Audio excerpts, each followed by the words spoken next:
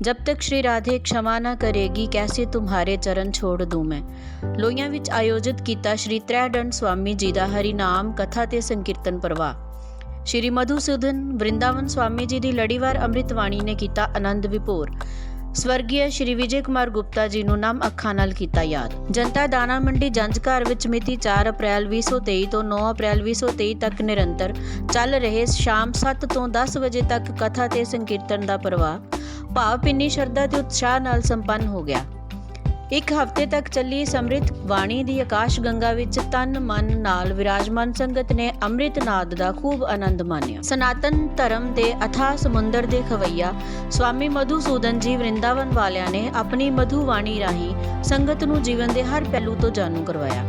ਇਹ ਸੱਚ ਹੈ ਕਿ ਸਤਿਆ ਸਨਾਤਨ ਵਿਸ਼ਵ ਦੀ ਪ੍ਰਥਮ ਪੱਧਤੀ ਹੈ ਜੋ ਨਾਦ ਤੋਂ ਬਾਅਦ ਸ਼ਿਵਮ ਸੁੰਦਰਮ ਤੋਂ ਉਤਪੰਨ ਹੋਈ ਹੈ। ਅਜੋਕੇ ਕਾਲ ਵਿੱਚ ਮਾਨਤਾ ਨੂੰ ਲੈ ਕੇ ਅਗਰ ਦਰਸ਼ਨ ਦੇ ਬਾਰੇ ਵਿੱਚ ਸੋਚਿਆ ਜਾਵੇ ਤਾਂ ਇਹ ਵੀ ਉਤਨਾ ਹੀ ਸੱਚ ਹੈ ਕਿ ਨਾਦ ਤੋਂ ਉਪਰੰਤ ਉਤਪੰਨ ਹੋਈ ਆਦ ਸ਼ਕਤੀ ਦਾ ਰਾਧਾ ਰਾਣੀ ਸਵਰੂਪ ਪ੍ਰਮੁੱਖ ਤੌਰ ਤੇ ਧਿਆਨਯੋਗ ਹੈ।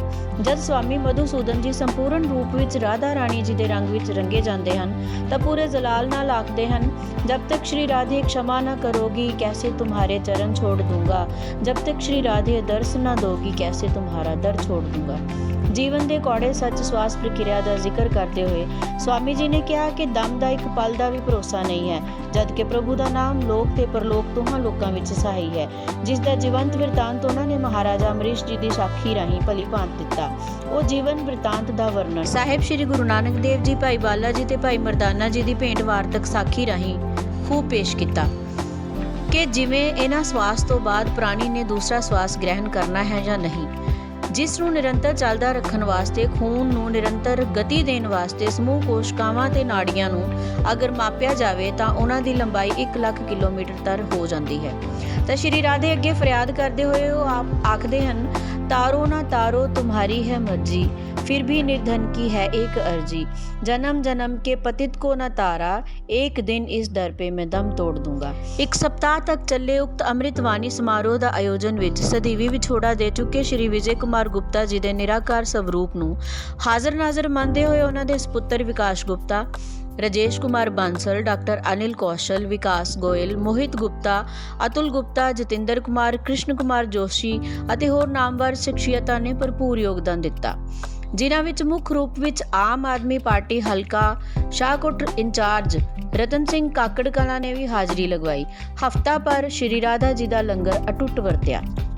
ਪਬਲਿਕ ਮੀਡੀਆ ਦੇਖ ਰਹੇ तमाम ਦਰਸ਼ਕਾਂ ਨੂੰ ਮੇਰੇ ਵੱਲੋਂ ਯਾਨੀ ਅਮਰਪ੍ਰੀਤ ਵੱਲੋਂ ਪਿਆਰ ਭਰੀ ਸਤਿ ਸ਼੍ਰੀ ਅਕਾਲ। ਦੋਸਤੋ, ਲਗਭਗ ਪਿਛਲੇ 1 ਸਪਤਾਹ ਤੋਂ 4 ਅਪ੍ਰੈਲ ਤੋਂ 9 ਅਪ੍ਰੈਲ ਤੱਕ ਲੋਹੀਆਂ ਦੇ ਬਾਜ਼ਾਰ ਦੇ ਜੰਝ ਘਰ ਵਿਖੇ ਇੱਕ ਧਾਰਮਿਕ ਸਮਾਗਮ ਕਰਵਾਇਆ ਗਿਆ, ਜਿਸ ਦੇ ਵਿੱਚ ਕਥਾ ਤੇ ਸੰਕੀਰਤਨ ਦੇ ਨਾਲ ਸੰਬੰਧਿਤ ਪ੍ਰੋਗਰਾਮ ਸੀ, ਜਿਸ ਵਿੱਚ ਲੋਹੀਆਂ ਇਲਾਕੇ ਦੀਆਂ ਤੇ ਲੋਹੀਆਂ ਇਲਾਕੇ ਦੇ ਨਾਲ ਲੱਗਦੇ ਪਿੰਡਾਂ ਦੀਆਂ ਸੰਗਤਾਂ ਨੇ ਜਿਹੜਾ ਹਿੱਸਾ ਲਿਆ ਤੇ ਜਿਸ ਦੇ ਵਿੱਚ ਤ੍ਰਿਦੰਡੀ ਸਵਾਮੀ ਮਧੂਸੂਦਨ ਜੀ ਮਹਾਰਾਜ ਜੋ ਵਰਿੰਦਾਵਨ ਤੋਂ ਖਾਸ ਤੌਰ ਤੇ ਲੋਹੀਆਂ ਇਲਾਕੇ ਦੇ ਵਿੱਚ ਆਏ ਸੀ, ਉਹਨਾਂ ਦੇ ਵੱਲੋਂ ਇਹ ਪ੍ਰੋਗਰਾਮ ਜਿਹੜਾ ਵਾ ਉਹ ਚਲਾਇਆ ਗਿਆ, ਜਿਸ ਦੇ ਵਿੱਚ ਸੰਗਤਾਂ ਨੇ ਵੱਧ ਚੜ੍ਹ ਕੇ ਹਿੱਸਾ ਲਿਆ। ਤੇ ਪਬਲਿਕ ਮੀਡੀਆ ਦੀ ਇਹ ਖੁਸ਼ਕਿਸਮਤੀ ਹੈ ਸਾਡੀ ਟੀਮ ਦੀ, ਕਿਉਂਕਿ ਅੱਜ ਇਹਨਾਂ ਦਾ ਲਾਸਟ ਦਿਨ ਹੈ ਇੱਥੇ ਤੇ ਸਾਨੂੰ ਮੌਕਾ ਮਿਲਿਆ ਇਹਨਾਂ ਨਾਲ ਗੱਲਬਾਤ ਕਰਨ ਦਾ ਤੇ ਅਸੀਂ ਉਹਨਾਂ ਨਾਲ ਗੱਲਬਾਤ ਕਰਨ ਜਾ ਰਹੇ ਹਾਂ। ਆਓ ਅਸੀਂ ਉਹਨਾਂ ਨਾਲ ਗੱਲਬਾਤ ਕਰਦੇ ਹਾਂ ਤੇ ਮੈਂ ਇਹਨਾਂ ਨਾਲ ਹਿੰਦੀ 'ਚ ਗੱਲ ਕਰਾਂਗਾ ਕਿਉਂਕਿ ਵਰਿੰਦਾਵਨ ਤੋਂ ਨੇ। ਵੈਸੇ ਤਾਂ ਪੰਜਾਬੀ ਬਹੁਤ ਸੋਹਣੀ ਜਾਣਦੇ ਆ ਪਰ ਹਿੰਦੀ ਦੇ ਵਿੱਚ ਇਹ ਕਹਿੰਦੇ ਮੈਂ ਜ਼ਿਆਦਾ ਕੰਫਰਟੇਬਲ ਹਾਂ ਤੇ ਆਓ ਅਸੀਂ ਇਹਨਾਂ ਨਾਲ ਗੱਲਬਾਤ ਕਰਾਂਗੇ। ਜੀ ਨਮस्कार जी स्वामी जी। आपको हमारे वृंदावन की तरफ से हार्दिक शुभकामनाएं कि आप अपने जीवन में एक चरित्रवान जीवन और भक्तिशील जीवन जी सकें। बहुत बहुत धन्यवाद आपका इस आशीर्वाद के लिए। जैसे मैं पिछले 1 सप्ताह से हम आपके प्रोग्राम देख रहे हैं, वहाँ पे भी आ रहे हैं, तो लोगों में एक ख़ास तरह का स्नेह और श्रद्धा जो है वो देखने को मिली, क्योंकि इस जो भक्ति का ये जो चल रहा था, धारा जो बह रही थी, उसमें जो हमारे लोहिया इलाके के श्रद्धालु थे उन्होंने खूब डुबकियाँ लगाई। तो वैसे तो आप जगत प्रख्यात है अपनी कथा और संकीर्तन के लिए, लेकिन फिर भी लोहिया की जो संगत है उसको, उनके स्नेह और प्रेम को आप कैसे देखते हो? आप सच सुनना चाहेंगे? जी बिल्कुल जी बिल्कुल। देखिए, इस संसार में जो आप लोगों का प्रेम है ना, वो प्रेम है स्वार्थ भरा।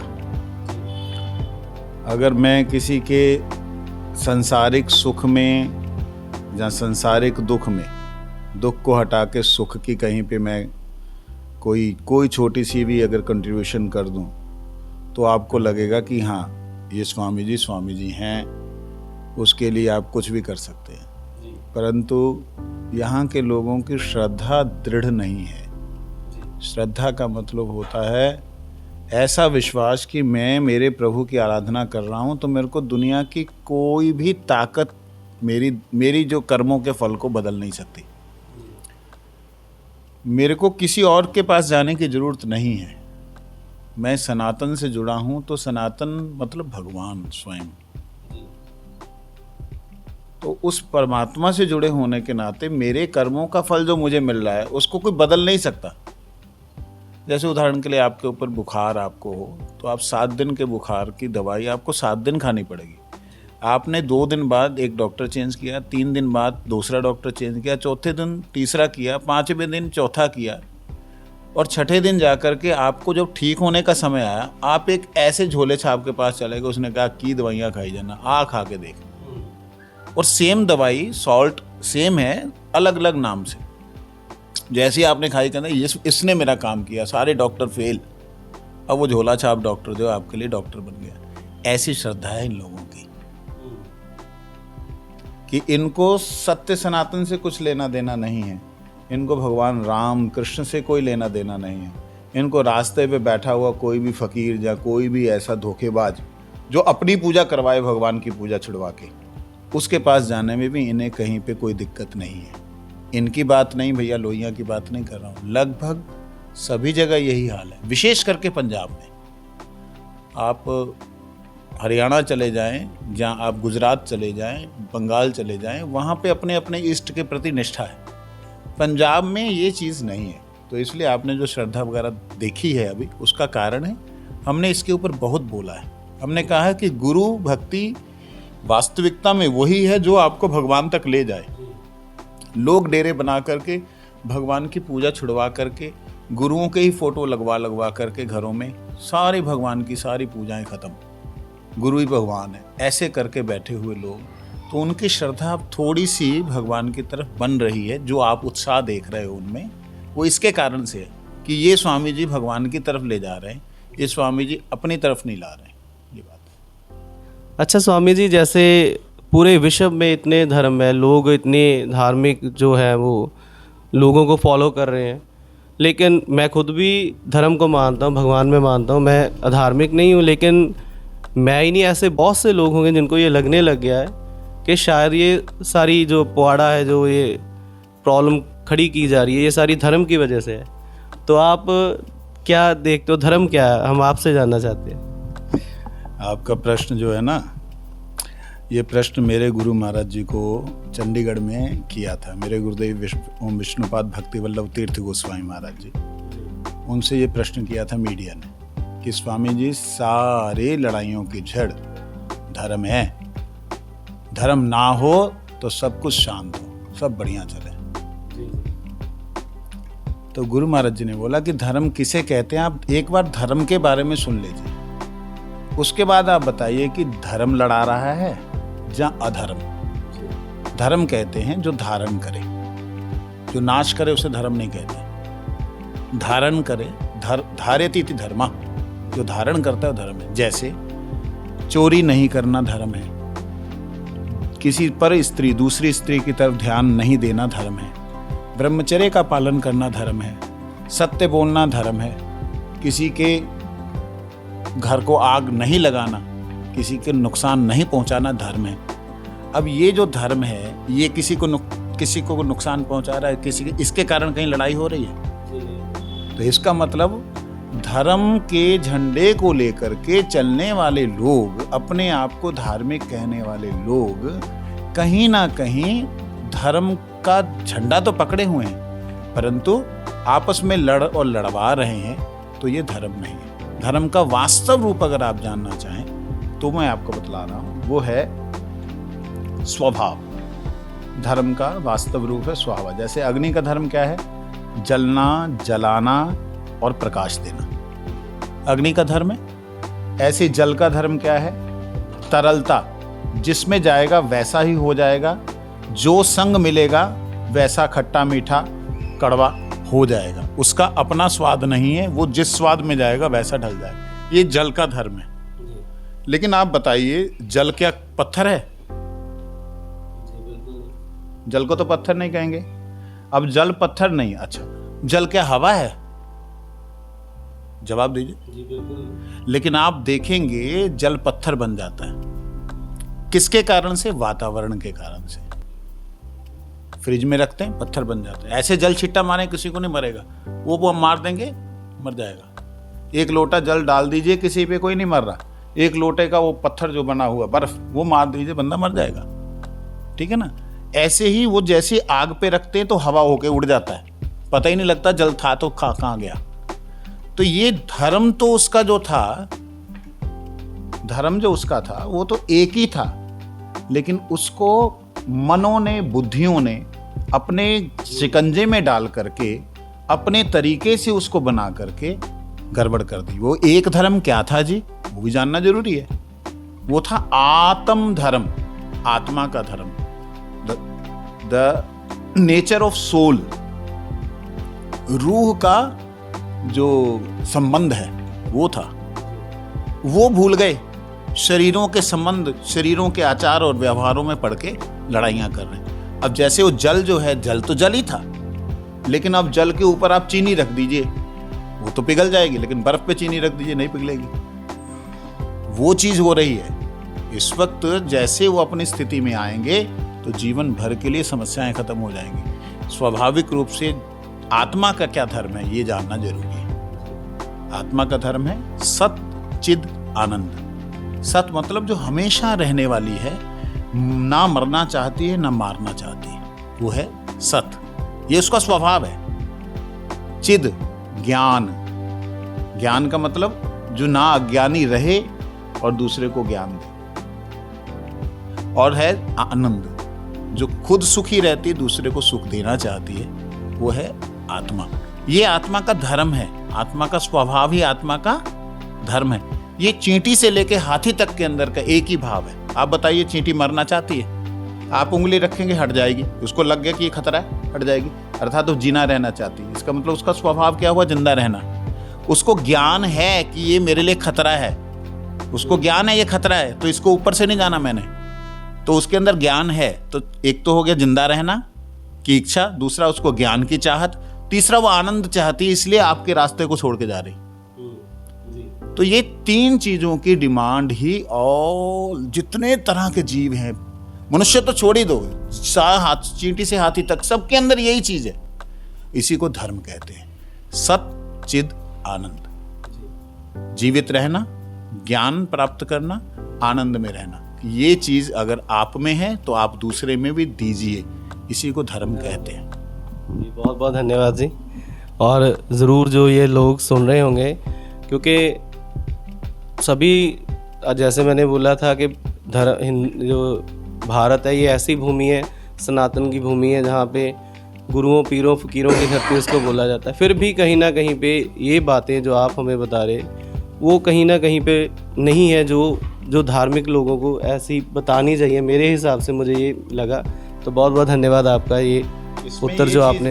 इसमें एक चीज़ मैं कहना चाहूँ, ऐड करना चाहूँगा कि ये चीज़ अगर कोई समझ ले कि रूह, आत्मा, सोल, जो भी आप नाम कह लें उसे, वो कभी भी किसी भी अवस्था में दुख नहीं चाहती। आपने अगर समझ लिया तो आप किसी भी आत्मा को दुख कैसे दोगे?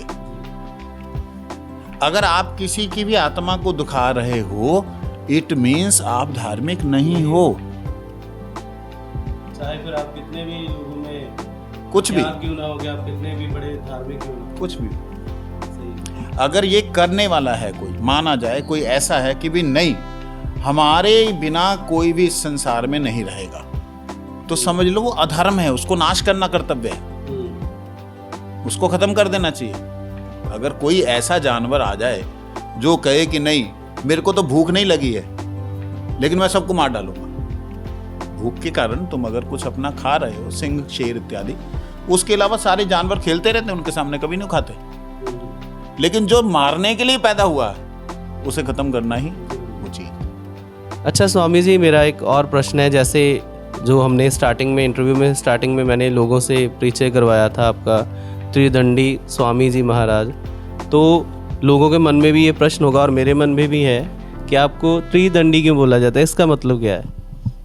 आपके मन में ये प्रश्न आया बोल करके मैंने अपना त्रिदंड साथ में रख लिया। त्रिदंड, 3 तरह से दंड देना, अपने आप को 3 तरह से दंड देना, शरीर से, मन से, वाणी से।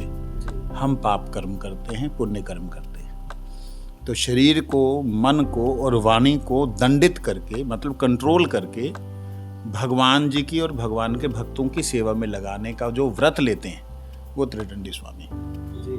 तो एक तरह से ये सिम्बलाइज करता है आपको कि आप जी, बहुत अच्छा है। मैं सन्यासी हूँ, मैं व्रती हूँ, मेरे को हमेशा सावधान रहना। एक तरह से एक सिंबल है आपके लिए जो सदा आपके साथ है कि आपको इन बातों का ध्यान रखना है।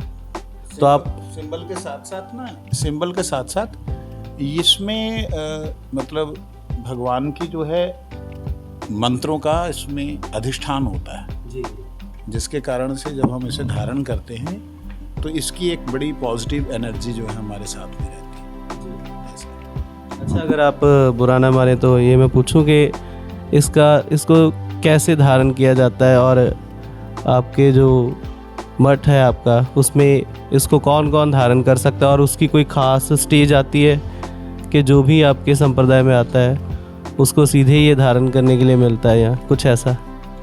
इसके लिए तो किसी की उम्र 80, 90 साल भी हो जाती है, उनको भी नहीं मिलता। और भाग्य से मैं 14 साल की उम्र में आ गया था और मेरी जब 30 साल की उम्र थी तब मेरे को संन्यास मिला था। अब 2003 में मिला था, आज 20 साल हो गए, 2023। तो संन्यास के होते हैं कि अगर कोई व्यक्ति केवल भजन करना चाहता है तो उसे संन्यास की कोई ज़रूरत नहीं। लेकिन अगर कोई व्यक्ति भजन भी करना चाहता है और समाज का सुधार भी करना चाहता है, समाज में जाएगा तो उसके शरीर को, उसकी वाणी को, मन को कंट्रोल रखना पड़ेगा। और शरीर सब जगह जाएगा तो अपवित्र पवित्र होगा। तो उसके लिए सावधानी और एक तरह से दंड अपने आप के ऊपर लेने के लिए। तो स्वामी जी, जैसे आपने धर्म के बारे में हमें बताया, अच्छा एक प्रश्न है जो जैसे आपने भी अभी बोला कि जैसा मन में है वैसा पूछो, ऐसी कोई प्रॉब्लम नहीं है। तो मैं तो आपको एक बात बोलूं जी, मैं कह रहा हूँ जो समाज के प्रश्न है, आप देखो, आप धार्मिक हो, मेरे को तो जवाब उनको देना जो बेचारे धर्म को मानते नहीं।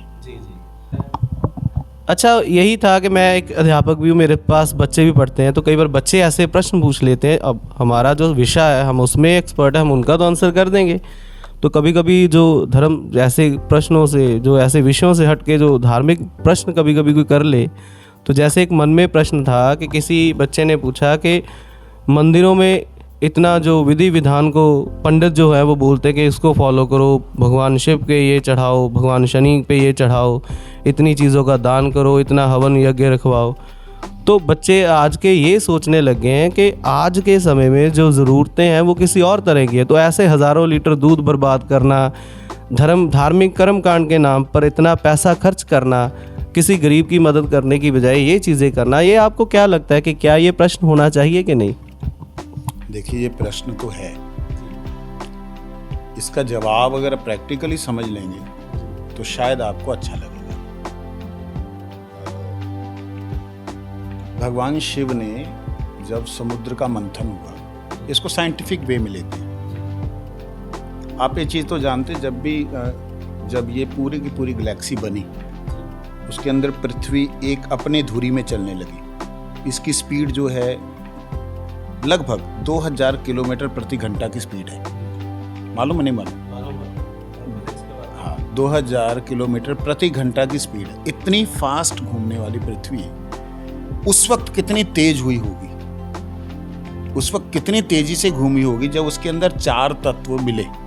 कौन कौन सा? आकाश, वायु मतलब हवा, अग्नि और उनके मिलकर के H2O का फॉर्मूला जल।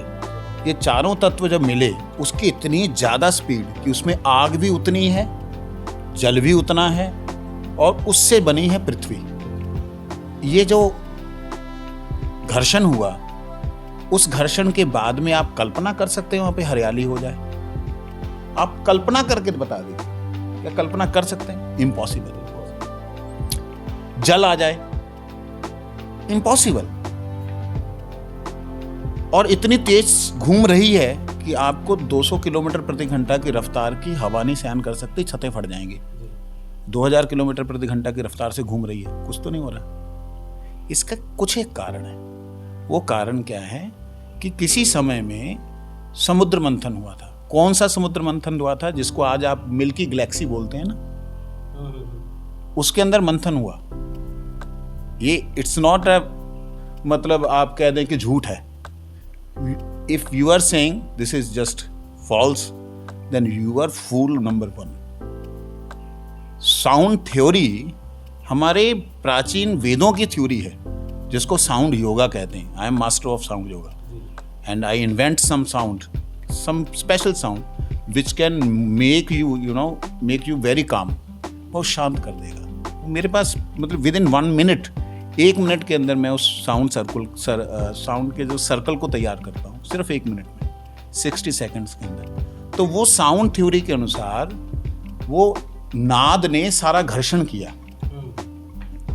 उस घर्षण के अंदर विष भी निकला, अमृत भी निकला, जो शराब है वो भी निकली, मतलब मदिरा भी निकली, और बहुत सी ऐसे पर्वत पहाड़ सब चीजें वहां से निकली। ये जो बातें वेदों की कही हैं, आज के मूर्ख साइंटिस्ट लोग इसको बोलेंगे।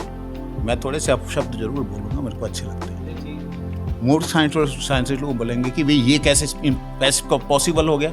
अरे आज तुम्हारे यूएस से जो है साउंड, क्या बोलते हैं उसको, sound theory, big bang theory, big bang theory कहाँ की है? ऋग्वेद की है। नाद बिंदु उपनिषद उठाइए, पढ़िए, आपको पता लग जाएगा। तो वो जो मंथन हुआ उसमें विष पान किया शिव ने, ठीक है। तो विष को शांत करने के लिए उस समय गाय के दूध को जल में मिला करके उनके ऊपर, गंगा जल में मिला के उनके ऊपर डाला गया, शिव के ऊपर। जब वो डाला गया तो शिव शांत हुए। जब शांत हुए तब ये क्रिएशन शुरू हुई। सब तरफ जो है हरियाली, सब तरफ ये सब शुरू हुआ। तो उस परंपरा को लेकर के ऋषियों ने शिवरात्रि के दिन में ये परंपरा की थी कि दूध के द्वारा उन्हें स्नान कराया जाए। वो जो एनर्जी हर साल उस पर्टिकुलर टाइम पे बूस्ट होती है, उसको शांत किया जाए। सावन का महीना आता है, इसमें आते उसको शांत किया। अब लोगों ने एक परंपरा बना ली, हर रोज या हर सोमवार जा करके दूध डालना। मैं उसे जो है मतलब एक सनातन धर्म का शुद्ध प्रचारक होने के नाते मैं उसे नकारता हूँ। मेरा ये कहना है कि वो पर्टिकुलर दिवस के लिए था, पर्टिकुलर महीने के लिए था, उसमें आप करते तो ज़्यादा अच्छा था। इसके अलावा अगर आप करते, श्रद्धा है, तो उसमें पाप नहीं है कोई, समझे नहीं? वो पाप नहीं है, मतलब करो या ना करो, कोई उसमें हिसाब से कोई फर्क नहीं है। लेकिन अगर किसी की श्रद्धा है तो वो करे, नहीं श्रद्धा है करे, लेकिन इसमें कहीं भी विधान ये नहीं है कि आपको दूध चढ़ाना ही है। उसमें यह है कि जब आप अभिषेक करा रहे हैं तब आपको, जैसे 100 ग्राम दूध है, उसमें आपको 900 ग्राम पानी मिला करके कच्ची लस्सी बना के वो देना है। उससे विष उतर जाता है, उससे वो गर्मी जो है वो उतर जाती है। तो शिव का स्वरूप जो है ना, वो ऐसा, आप देखिए, अंडाकार है। अंडाकार का मतलब क्या है? जैसे मैं यहाँ बैठा हूँ तो मेरी एक ओरा है, मेरी ओरा मेरे साथ में है। वो ओरा जब इतना गाढ़ा हो जाता है ध्यान में बैठे हुए, आप मेरे को देख ही नहीं पाओगे, मेरी केवल ज्योत को देख पाओगे, बाहर एक प्रकाश को देख पाओगे। वो है शिव। तो उसको जब जगाना होता है, जब उसे शांत करना होता है, तो उसके लिए वो धार डाली जाती है, जिससे कि जाग जाओ बाबा, हमारी भी सुन लो। ये बात है। अच्छा, जैसे इसमें एक और बात ऐड कर देते हैं। आप देखिए, किसी भी शिव मंदिर में आपको जल पीने के लिए नहीं दिया जाता। इसका कारण क्या है? क्योंकि वो विष का उतरा हुआ, मतलब वो एनर्जी जो हमारे इस पूरे गैलेक्सी के अंदर, जिसको ब्लैक होल बोलते हैं, उस ब्लैक होल के लिए वो शांत करने की एक एनर्जी है। ये जरूरी है देना, एक दृष्टि से ही देना जरूरी है ब्लैक होल के लिए। अच्छा, एक और बात है, जैसे ऐसे ही एक पूरी है, एक संगत है लोगों की, एक संगठन है ऐसा जो भगवान में मानता ही नहीं है, आपको पता ही है। तो उनके हिसाब से अगर जैसे हमारे महान रेवोल्यूशनरी हुए हैं जिन्होंने टाइम टू टाइम लोगों के लिए लड़ाइयाँ लड़ी, अपनी ज़िंदगी की कुर्बानियाँ दी, उनमें से बहुत सारे ऐसे थे जो भगवान को मानते ही नहीं है, वो नास्तिक हैं। तो वो तो ये बोलते थे कि अगर हमें अपनी लड़ाई खुद लड़नी है, अपने अधिकारों के लिए हमें खुद खड़े होना है, तो ऐसे भगवान को हमने करना क्या। तो ऐसी जो ऑर्गेनाइजेशन, ऐसा जो एक लोगों का ग्रुप है, उसको आप कैसे देखते हो? वो भी क्योंकि अपनी जगह पे जो थ्योरी दे रहा है वो भी ठीक है, तो आप उनको कैसे देखते हो? देखिए, 3 तरह के आस्तिक लोग हैं। एक है जो भगवान को नहीं मानते लेकिन आस्तिक हैं। आप कहें कैसे आस्तिक हैं? वो भगवान को नहीं मानते, देश को मानते हैं। देश को मानने वाला देश को ही ईश्वर समझता है, देश को ही परमेश्वर समझता है, देशवासियों को ही देवता समझता है, उनकी सेवा ही अपना धर्म समझता है, वो भी आस्तिक है।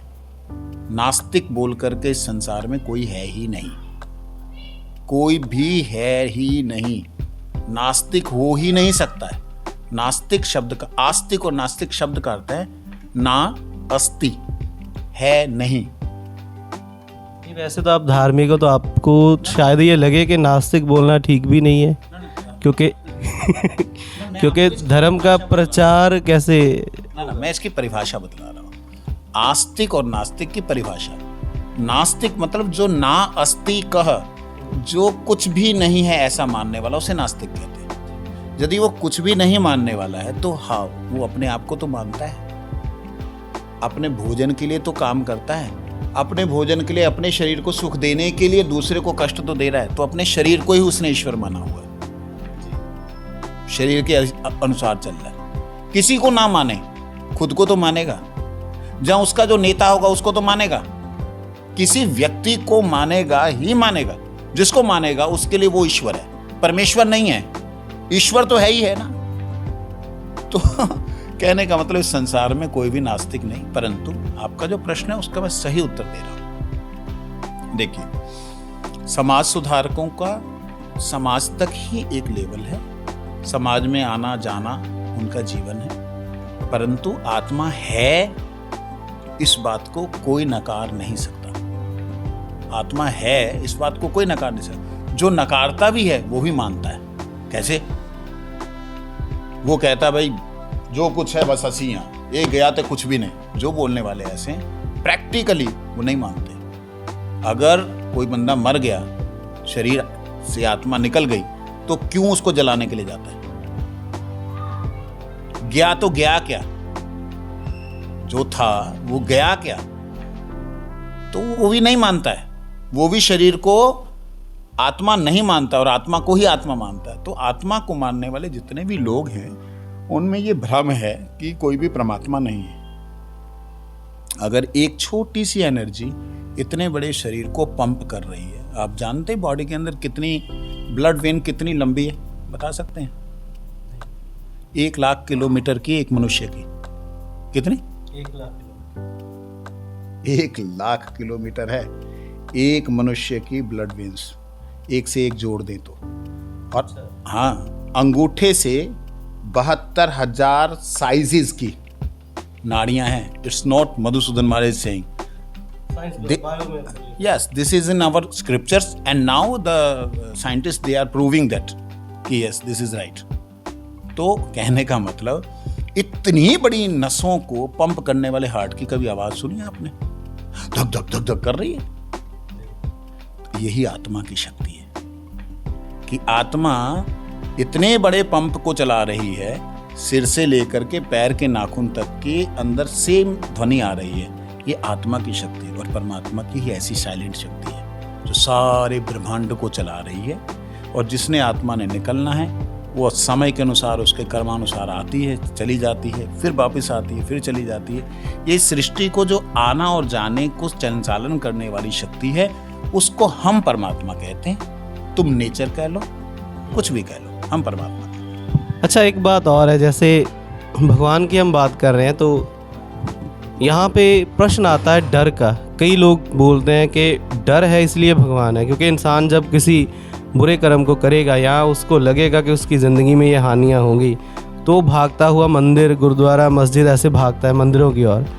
तो अगर वो डर उसका कहीं पे ख़त्म हो जाए तो ये मंदिर हैं, ये चलो ये जो भी धार्मिक चीज़ें हैं ये ख़त्म हो जाएंगी।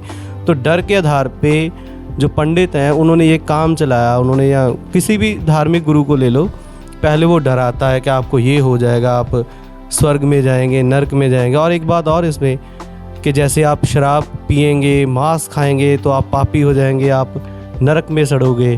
तो ऐसे विश्व में बहुत सारे देश हैं जहाँ पे लोग खाते मांस हैं, तो वो क्या सभी नरक में जाएंगे? ऐसा आपको क्या लगता है इसके बारे में? देखिए, 2 क्वेश्चन आपने किए, ठीक है। पहली बात, मैंने आत्मा है इस बात को सभी मानते हैं, आत्मा शरीर छोड़ती है इस बात को ही सही मानते हैं, लेकिन वो शरीर छोड़ करके पुनः शरीर में आती है इसको बहुत कम लोग मानते हैं। कोई उसको दोबारा शरीर मिलता है इसको कम लोग मानते हैं, लेकिन वो शरीरों में आती है, इसके ऊपर मैक्सिमम पाश्चात्य सभ्यता, मतलब पश्चिम देशों ने, विदेशी लोगों ने इसके ऊपर ज़्यादा फिल्में बनाई हैं। हमारे हिंदुस्तान ने इतनी नहीं बनाई भूत प्रेतों के ऊपर जितनी उन्होंने बनाई। जो नहीं मानने वाले हैं उन्होंने ज़्यादा हंटेड जो हाउसेस हैं, एरियाज हैं, उसको ब्लॉक किया हुआ है। क्यों भाई? इसका मतलब energy never can finish, never can, मतलब लॉस्ट, हाँ, क्रिएटेड नॉट विल डिस्ट्रॉय। तो क्रिएट जब हुई है एनर्जी तो उसका मतलब creator, some are creator also, someone is creator also.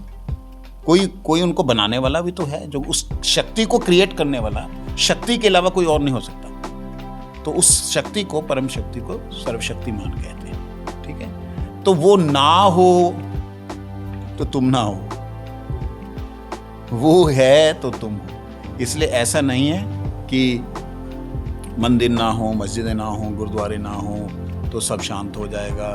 ये गलत है, क्योंकि यही एक स्थान ऐसे हैं जहाँ पे आपको, आपकी पत्नी है, आपकी पत्नी आपकी माँ नहीं है, आपकी माँ आपकी पत्नी नहीं है, ये भारत में सिखाया जाता है। आज भारत जो है पूरे विश्व को इसी बात की शिक्षा देते देते आगे बढ़ा है। नहीं तो आप विदेश में चले जाइए, कितने दुराचार हो रहे हैं वो मैं इस पे बोल नहीं सकता हूँ। बेटा 18 साल का हो, मैं तो जाता था मैं 15-20 कंट्रीज में गया हूँ। उसके बाद मैंने 2017 से के बाद जाना जीवन भर के लिए बंद कर दिया कि नहीं जाऊँगा। वहाँ पे प्रवृत्तियाँ ही नहीं हैं लोगों की।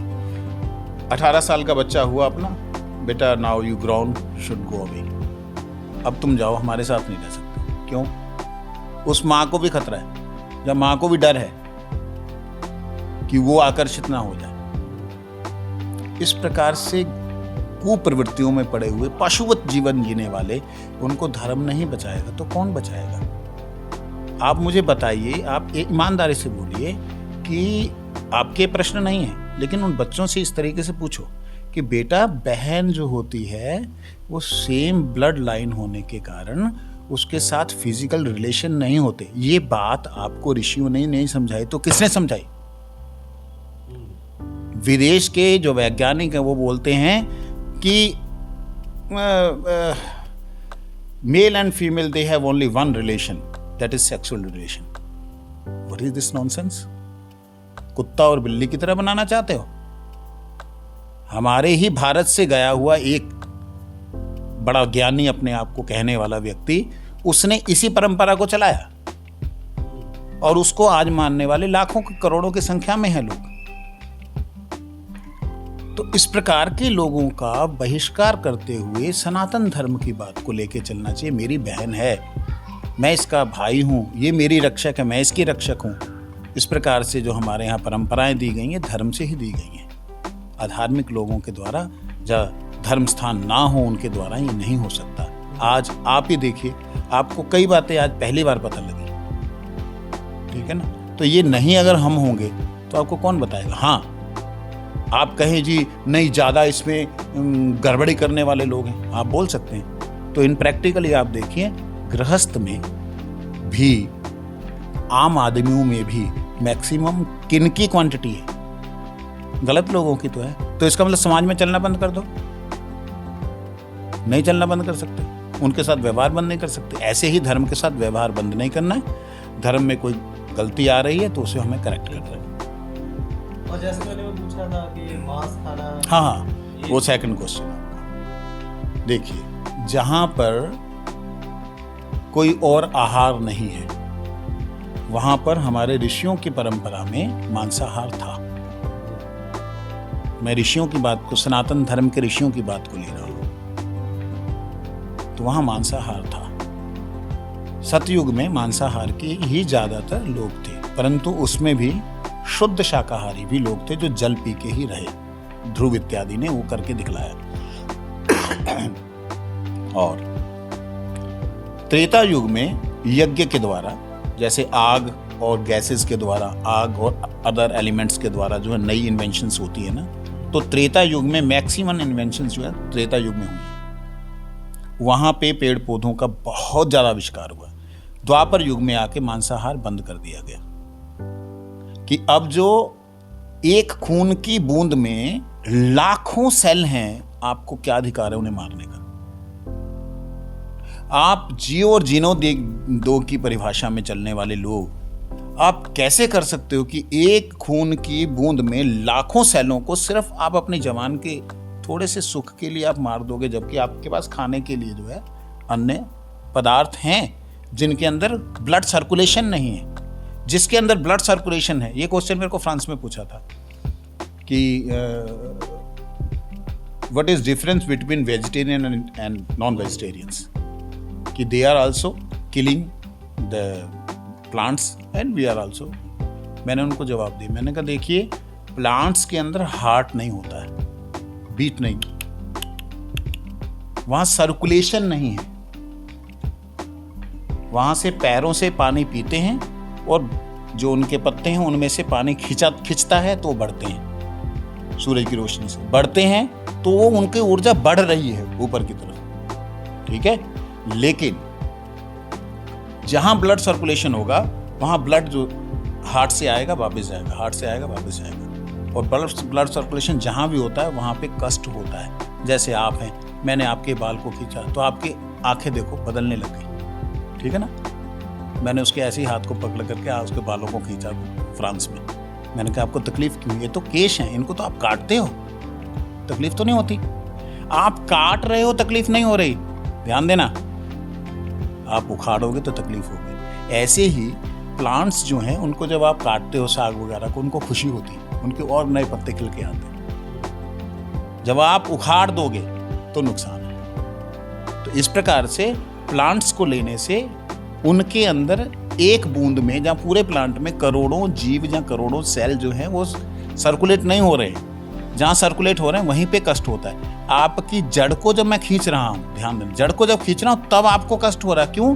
क्योंकि आपकी जड़ जो है खून से जुड़ी हुई है। ध्यान देना, आपकी जड़ किससे जुड़ी है? खून से। और खून किससे जुड़ा है? हार्ट से।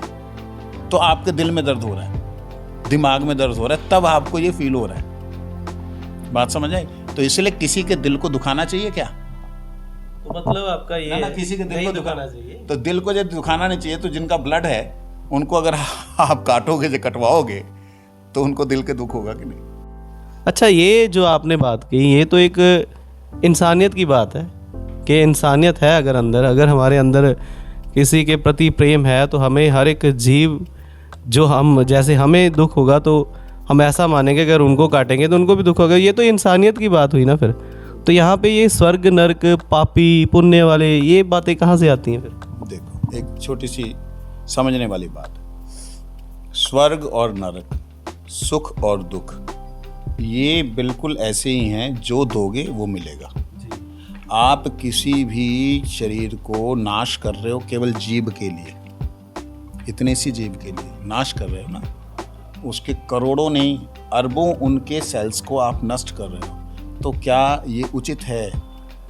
हाँ या ना? नहीं, ये तो उचित नहीं है। नहीं। उसको आपने दुख दिया तो आपको रिवर्स में मिलना चाहिए कि नहीं? तो कुदरत का नियम ना, तो कुदरत का नियम कैसे वो उसको करती है इम्प्लीमेंट, वो समझना जरूरी है। तो यहाँ पे ये बात है कि हमें यही बात समझनी चाहिए कि अगर हम किसी को दुख देंगे तो हमें भी बदले में वो चीज़ कहीं ना कहीं मुड़ के मिलेगी, कहीं ना कहीं मुड़ ना, यही नहीं मिलेगी, इसके लिए प्लैनेट्स बने हुए। यही तो बात हाँ, है। वो स्वर्ग और नरक की जो बात है वो प्लैनेट्स हैं। हाँ, वो ऐसा नहीं है कि वो कहने की बातें हैं, वो हैं। आपको ये जो अगर इसको अनुभव करना हो, इसको प्रैक्टिकल में अनुभव करना हो, उसके लिए साधना है। वो साधना में जब जाओगे तभी आपको अनुभव होगा। और मैं उस साधना के बारे में आपको बतलाने का, मीडिया में बतलाने का मेरे को नहीं लगता औचित्य है, परंतु ये प्रैक्टिकल चीज़ें हैं। तभी तो ये आत्माएं जो भटकती हुई कभी किसी के अंदर दिखलाई देती हैं, तो बड़ा असभ्य व्यक्ति, राजा की बेटी बड़ी शालीन एक जगह एक पेड़ के नीचे यूरिन करके आ गई। जब आई नंगी होकर घर में नाचनी, बड़ी शालीन नंगी होकर नाचने लगी। आसाम की घटना है। उसको फिर बुलाया गया, ओझा को पूछा गया, तो उसने बताया कि वो सुसाइड करके मरी, फलानी की वो थी जो इसके ऊपर आई। तो वो उसको जब वहाँ दूर बैठी है, यहाँ से जल से छींटा मार रहे, मेरे को आग क्यों जला रहे, मेरे को आग क्यों जला रहे। राजा की बेटी, आसाम की घटना है ये। राज परिवार अभी भी जिंदा परिवार है। इस वक्त की बात है। जी, कलयुग की बात, अब भी की बात है भाई। कलयुग क्या, मुझे लगा कहीं वो ना द्वापर युग में ऐसे था। द्वापर त्रेता की तो बात छोड़ दो, अभी आपकी अगल बगल में रिसेंटली आपकी कई घटनाएं आपने भी देखी होंगी, ठीक है ना। तो वो ये क्या होते हैं, ये भूत प्रेत वगैरह, ये जो आत्माओं की बात, मेरे से ज्यादा आपकी साइंस मानती है इसे। बोलो कैसे, आप बताइए कैसे। बैड एनर्जी बोल करके वो कुछ कहते हैं कि नहीं, शब्द है बैड एनर्जी। अब वो ये तो वैसे जंग चली जाएगी, चलती रहेगी ना, जंग की बात ही नहीं ये है। जो मानने ना मानने वालों की साइंस, और ये साइंस ही मानती है। चक्कर तो ये साइंस ही मानती है कि जब वो अभी तक जो है बैरामोडा ट्रायंगल को जो है आज तक वो सॉल्व नहीं कर पाए, और जीवन में कर भी नहीं पाएंगे, ठीक है ना। ऐसी कई जगहों पे उनकी साइंस के सारे जो चीज़ें वहीं की वहीं पड़ी रह जाती हैं, नहीं कुछ कर पाते। तो कहने का मतलब है कि ये सारी चीज़ें थी। अच्छा, क्या हुआ, जैसे उसके ऊपर ऐसे यहाँ से जल का छींटा दे रहे हैं, वो दूर बैठी है, वो चिल्ला रही है। वो आत्मा में वो लड़की दूर बैठी चिल्ला रही, और कोई भी कपड़ा दे कपड़ा फाड़ दे रही। राजा की बेटी, आज भी वो परिवार है जिंदा, तो फिर वो लड़की बाद में ठीक हुई है। वही बता रहा हूँ। लेकिन जैसे ही उसको बोला कि इसको तू छोड़ के जा, नहीं तो अब मैं तुझे खत्म करूँगा, तो जो भी उसने किया, नींबू में लिया और उसको उसने चली गई। उसके बाद जैसे उसको होश आया, उसने अपने आप को हाय, मतलब इतनी ज़्यादा शेम फील की। उस बच्चे की शादी भी हुई, उसके अब पोते पतियाँ हैं अभी। तो ये चीज़ तो प्रैक्टिकल है। मेरे साथ कई घटनाएं ऐसी हैं जो उनको बताने का मेरे को नहीं लगता मीडिया में कुछ जरूरत है। कई घटनाएं, तो ये सारी चीज़ें होती हैं। तो यही स्वर्ग और नरक की समझने वाली बात है कि जैसे ये सोल है, ये आत्माएं हैं, ये आत्माएं ट्रैवलिंग करती हैं। तो कई ऐसी जगहें हैं जहाँ पे उनको बहुत ज़्यादा कष्ट के रास्ते से जाना पड़ता है, उसी को बोलते हैं नरक। और उनका वर्णन शास्त्रों में किया है। वो डराना नहीं है, धमकाना नहीं है। आप कष्ट दोगे तो आपको कष्ट मिलेगा।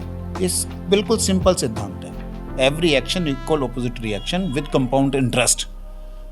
अब इंटरेस्ट के साथ मिलेगा, ये बात। तो ये थे स्वामी मधुसूदन जी, जिन्होंने हमसे बातचीत की, और समय का स्वामी जी पता ही नहीं चला आपसे बात करते हुए। और अभी आपने जाना भी, दिल तो कर रहा है कि हम आपसे और बातें करें। हमारे ज़रिए जो ये चैनल देखेंगे लोग, उनको एक नई चीज़, नई बातें जो है वो पता चलेंगी। दिल तो कर रहा है कि आपसे और भी बातें करें, लेकिन अब 8 बजने को और आपने अभी कथा में भी जाना है। तो अंत में, जैसे आपका लोहिया से काफ़ी पिछले वर्षों से रहा है प्यार, तो आप लोहिया वासियों को अंत में कोई संदेश देना चाहें तो ज़रूर। देखिए, लोहिया में आने का सबसे पहले जो कारण था वो विजय गुप्ता जी थे, जिन्होंने हरिनाम संकीर्तन सम्मेलन करवाए थे। वो बहुत सालों से करते आ रहे थे, वो हमारे पिताश्री को भी जानते थे।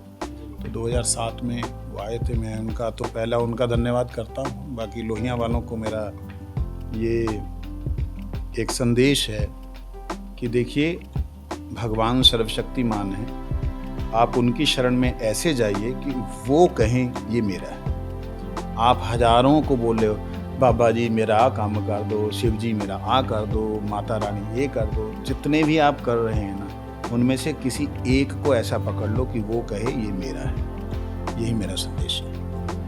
बहुत बहुत धन्यवाद जी स्वामी जी, हमसे बातचीत करने के लिए धन्यवाद।